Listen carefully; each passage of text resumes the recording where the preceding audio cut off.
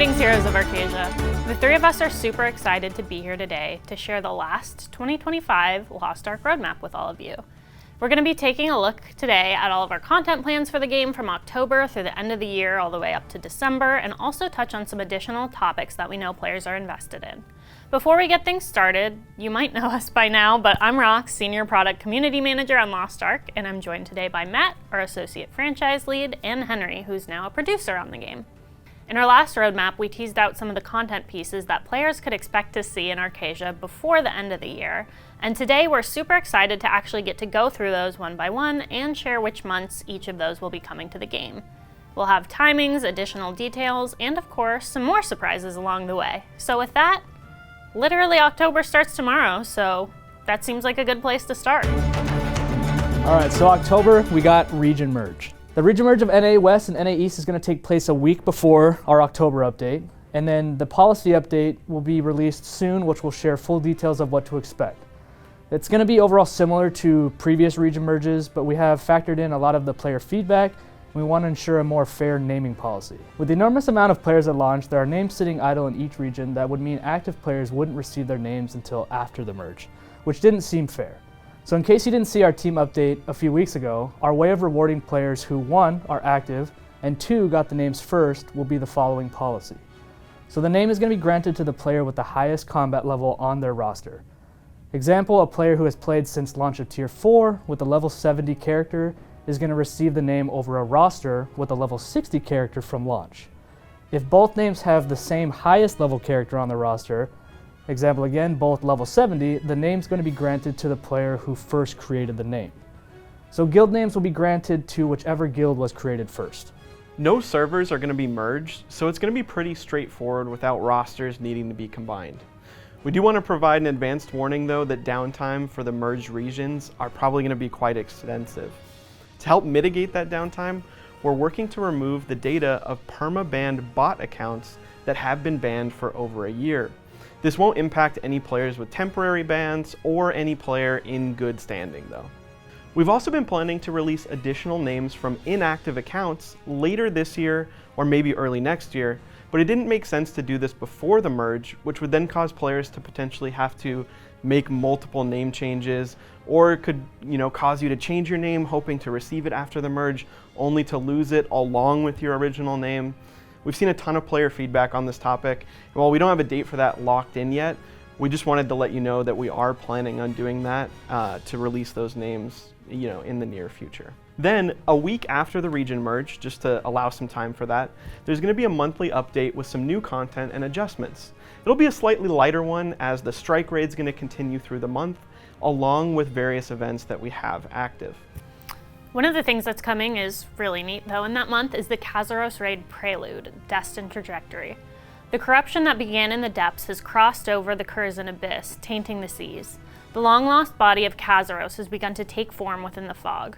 Where's the future of Arcasia headed? You're going to be able to begin a prologue questline that leads to the truth as the long-prophesized war is nearing its end. A new NPC will be added to Elneed where you can start this quest. It can be completed once per roster, but only after the Act 1 through 3 prologue quests are completed, along with the Rymeria World Quest and Hyper Awakening quests. This quest will prepare you for the story that will unfold in the upcoming battle against Kazeros, and will need to be completed before entering the Act 4 Kazeros raid. Should be a fun quest, and for all the lore fans out there. Along with that, well, that's kind of the big lore tie-in, we also have some additional content and updates arriving that Matt and I can rapid fire through. So up first, we got a new Ark Pass. It's going to arrive in October, and it's going to include the Mist Knight skins, cat mounts, and cat pets. Then along with that, we do have another event, even though there's a ton of events that are still going to be active. It's going to be the Lucky Box event. That's going to arrive where you can complete daily and special missions to gain lucky boxes, which contain various honing materials, trade item, cards, and a chance to get the surprise box. The surprise box has a chance to drop some very special items, such as relic engraving selection chests, chaos stones with a 100% success rate for quality tapping, legendary card selection packs, along with more honing materials. We think this is going to be a fun event while also helping give some valuable rewards to help prepare for the endgame challenges we're going to discuss later on in the roadmap. Yeah, and then we got balance patches. So the Korean balance patch that arrived alongside Kazeros is going to be released with us in October. This should give you a chance to try out adjustments to your class before Act 4 and the raid against Kazeros arrives. So you're ready to take on those challenges when they release. And then we got Proving Grounds Season 7. So Proving Grounds Season 7 is going to launch and will be the first competitive match season featuring the 3 Champions game mode. The season will have all the standard treatments applied, such as a competitive ratings adjustment based on performance in the last season, and will also have end-of-season rewards when the season draws to a close next year. There will also be some quality of life adjustments accompanying the launch of the next season, which includes the top-ranked builds being displayed in the Book of Coordination. And then we got November. So November is going to be an enormous endgame update featuring our first ever double raid release, which is pretty cool. It's going to be awesome. Yeah.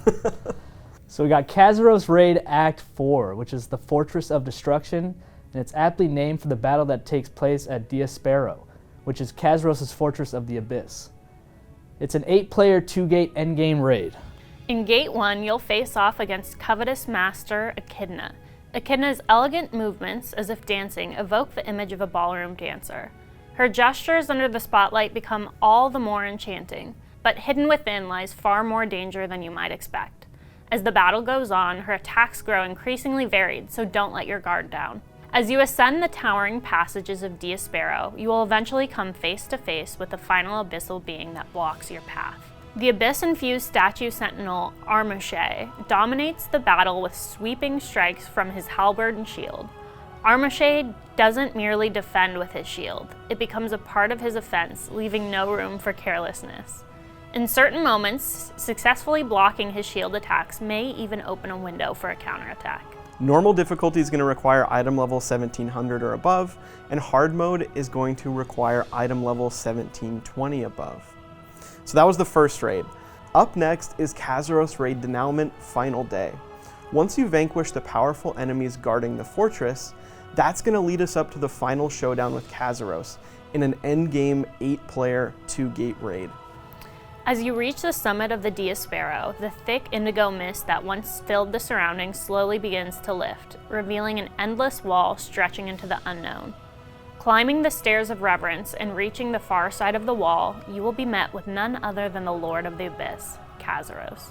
It is here, in the throne room of Kazeros, that the first battle to determine the fate of Arcasia begins. The battle against Kazeros will be unrelenting. Even a brief misstep can result in instant death from his overwhelming attacks. He strikes across wide areas while simultaneously restricting your movement, leaving little room to escape. And yet, the fear you feel upon facing Kazeros in Gate 1 is but a faint shadow compared to the despair that awaits. His true form will be revealed in Gate 2. We wish you luck, and we're excited for you to witness the events that unfold firsthand. Good luck, Henry. To challenge Kazeros the last day, you must clear Gate 2 of Act 4 on any difficulty and meet the required item level for the desired difficulty. For entry, the required item levels are going to be normal, 1710 plus, hard will be 1730 plus, and then the first mode will be 1740 plus. The release plans are going to follow the same format as in Korea, so the raid will be unlocked for all adventurers after the next regular maintenance once a raid group clears the first difficulty. The first difficulty marks the most challenging raid ever introduced in Lost Ark. It's not a battle to be taken lightly. Only the skill and determination of those who challenge the first will determine when the normal and hard difficulties of this raid will be unlocked. We looked at various options, but with the release of Kazeros Act 4 and many more activities in the update, there will be a ton of content to experience in that first week before hard mode and normal mode of the final day raid are available. Along with unlocking normal and hard mode for all players, the first group to clear is going to earn some extra special recognition, including a title, an adventurer nameplate, a trophy, and a portal statue in the city. Yeah, that statue is really cool. It kind of like memorializes that first group who's able to beat like this monumental raid. Yeah. Should be pretty sweet. So there's no revival system in the first difficulty. We're going to touch on the Ark Grid here in a little bit, but note that this new Ark Grid system is not going to be applied until the top teams are crowned. Once the top teams are crowned in each region, the first event will be updated in a future weekly maintenance to what we're calling the first after system. which will be included in an updated ranking system based on the speed of the clear. You'll be able to challenge the first difficulty for a while after it launches, which will share some dates in the future announcements, but all players who successfully complete it are going to receive a Party Lounge background, MVP background, exclusive mount, exclusive title insignia, and more. As we head toward the release of the raid, we'll be sharing detailed information about the race, including our policies and plans and a dedicated announcement. We know there's a ton of information to share on that, and we'll definitely share as soon as we're able to. We have a lot of policies to pull together and whatnot, but should be an exciting time leading up to that first clear race. So let's talk about the progression system that's going to arrive with those updates. That's going to be the Ark Grid system, which is going to unlock powerful static and class-specific effects. We're not going to dive too deep into the system. We'll save that for the November release notes, but we wanted to give you kind of a general overview of what to expect in case you haven't seen any of that coming out of Korea yet. The Ark Grid has two main components, cores and gems. Cores are items that can be equipped into the Ark Grid to gain combat-related effects. Order-type cores are class-specific and offer unique combat enhancements to enhance or modify the way you play your class. Chaos-type cores are universal and usable by all classes. Each type contains subtypes based on kind of celestial themes like sun, moon, star, for a total offering of 6 unique effects. And those cores can be obtained in Act 4 and the raid against Kazeros, the denouement raid. So gems are items equipped alongside cores in the Ark Grid, unlocking core effects and granting additional combat enhancements. Those come in 2 categories, Order gems and Chaos gems, with 3 subtypes, each offering unique combat effects. Gems can be earned from a bunch of different sources, including Curzon front Nefta operations, the higher item leveled Guardian raids like Drixtalis and Kratios, 1700 plus Chaos Gate auctions, and through crafting in a new NPC that's going to be added to the game. Overall, this system is going to provide a huge variety of power increases, along with adding unique opportunities to enhance each class's individual abilities. And one final note, it's going to release with any applicable QOL changes that are coming over from Korea. While all of those things are the big focus of the November update, there's a ton more coming as well. The next major progression events will arrive in the form of the Kazeros Challenge event alongside an Express event. This is going to help new and returning players level up and prepare for that battle against Kazeros and his forces, or allow existing players to level up an alt character. There's also going to be the Makoko Boot Camp. Ooh, we always like talking about that. I know. All right, so Makoko Boot Camp will be updated and released alongside the next batch of progression events. So we're continuing to review all player feedback about the existing iteration of the event, and we're going to continue to use that to help inform and shape tweaks for the next version of the event. So the version that we have arriving in November will also feature the first community-selected title and icon, which is really cool, and I kind of look forward to seeing what we come up with. Yeah, me too. I think as we're filming this, the contest is about to start, so we haven't seen what you've cooked up yet, but we're excited to take a look at it. Alongside all that, in November, the latest batch of updated daily activities is going to arrive all at item level 1720. This includes the new Kratios Guardian raid, new level of Curzon front, new level of Ebony Cube, and a new Chaos Gate. Along with all those 1720 activities, all the activities at item level 1700 and above in those categories will also receive an update that includes new Fate Ember drops that have gems for the Ark Grid system. All right, in this update, we're also going to have Paradise Season 2, which will have new orbs and new effects, and then more details to come as we get closer to that date. Yeah, it'll be kind of fun seeing a new season start, all the gear get reset and that sort of stuff. New players can climb to the top of the leaderboards early. Looking forward to it. And I got high expectations for you to be top of those leaderboards. I'm trying, man. I'm trying. Try harder. All right, that leads us into December. With November featuring an enormous amount of content, 2 raids, all those events, all that's going to be continuing throughout December. So it's going to be a little bit of a lighter month, but we're planning for the next batch of QOL updates to arrive in December, some holiday events and holiday cosmetics to close out the year of 2025. Yeah. The end of the year is going to be epic, and as we look beyond this roadmap and into the future of Lost Ark, we're excited about what's in store for 2026. While we're not looking that far ahead today, I can say that finally facing Kazeros is going to open up entirely new possibilities for Arcasia's future, and we're super excited to be able to explore all of them with you. Before we head out, we'd love to hear your thoughts on what you're most excited about with this roadmap. Share them with us in your comments below, but Matt and Henry, how are you both feeling? I feel good. There's a lot of content coming. There's a lot of progression events. There's stuff for new, returning, and even the active player base. So we got a lot going on. Yeah, we had like some huge updates this summer with Paradise, Valkyrie, and I think November is going to be that next like big moment for Lost Ark. I'm super excited for it. Obviously, Matt and I are going to be super busy when that race is going on, but I'm excited to hop in and try and clear the first mode. That just once sounds like an settled excuse down. for you not winning. It is. It's definitely an excuse. But, you know, I think it's super cool that we're going to be doing those speed clear leaderboards afterwards. Yeah.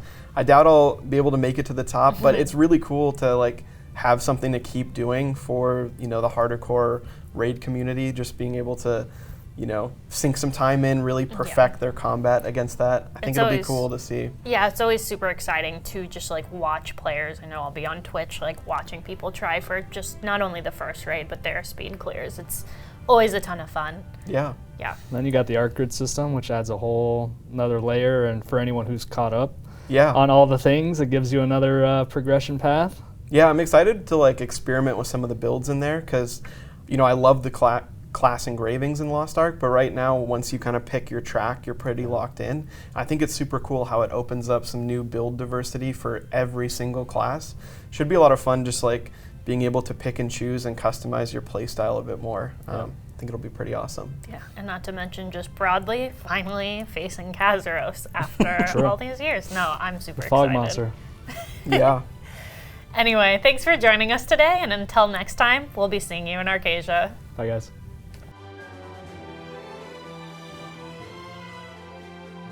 Did you say Kazeros Wade? Kazeros Wade. Yeah. He's been talking to the baby too much. Kazeros Wade. That Kazeros Wade. Folks, and his halberd. Once you vanquish, that sounded weird, but that was just me freestyling. Makoga boot pants. Boot pants. Boot pants. Not bad. We're pretty good.